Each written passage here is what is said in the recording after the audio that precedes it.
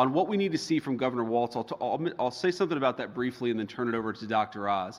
Look, it's actually pretty simple. What we want to see from the governor of Minnesota, from the entire administration there in Minnesota, is some affirmative steps to make sure that the people who are billing us for Medicaid services are actually providing those Medicaid services. The main source of fraud, whether it's a small business or a bigger company, is you have people who are billing the government millions, tens of millions, billions of dollars saying that they're providing a service, but there's no actual confirmation. There's no follow-up to ensure that they're actually providing those services. We want to see that follow-up from Minnesota. Dr. Oz, maybe you can speak to a little bit more about how exactly we want to see that.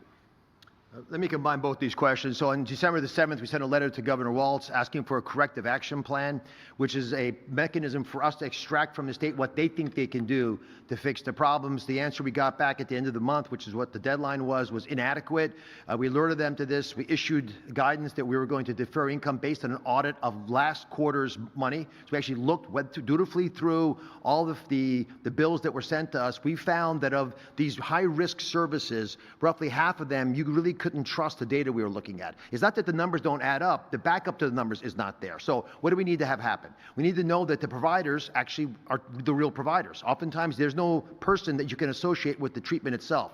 We need you, after you adjudicate who these providers are, make sure they're not already in trouble for doing bad stuff, and then evaluate all the current providers to make sure they're supposed to be able to provide these services. And there's a whole slew of tools that we can use, including checking before you pay the bill that the bill is legitimate. That prepayment review is incredibly important. It's cumbersome. It's clunky. We wish we didn't have to do it.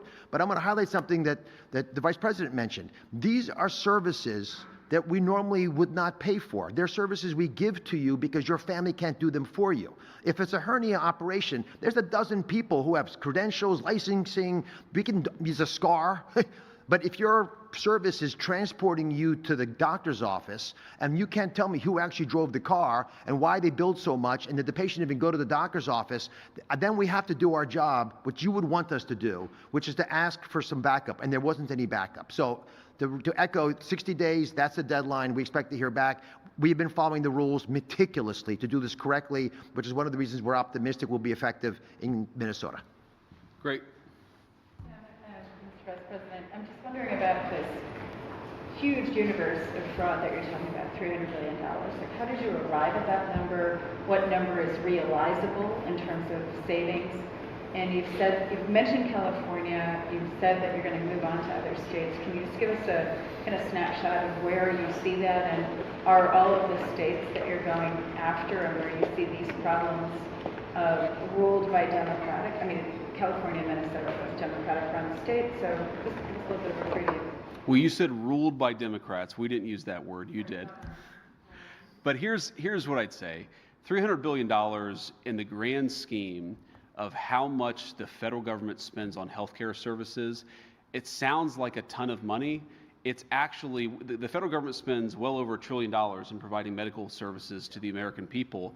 And based on what we've seen, based on the amount of services that we've seen that have been billed that are fraudulent, and also based on the fact that in a number of blue states, and this is true as far as I know only in blue states, where you have illegal aliens encouraged to get on the Medicaid program, we actually think $300 billion may be conservative. And we certainly, our ambition here is to get as much of that money back for the American taxpayer as possible. Again, we're taking the social safety net. We're taking something that exists for the benefit of people who can't pay for medicine on their own. We want to help our fellow Americans. We can't do that if those programs are being defrauded by people who either shouldn't be here in the first place or have the legal right to be here but are committing criminal acts by defrauding these systems. Can I clarify one number? Go ahead, please.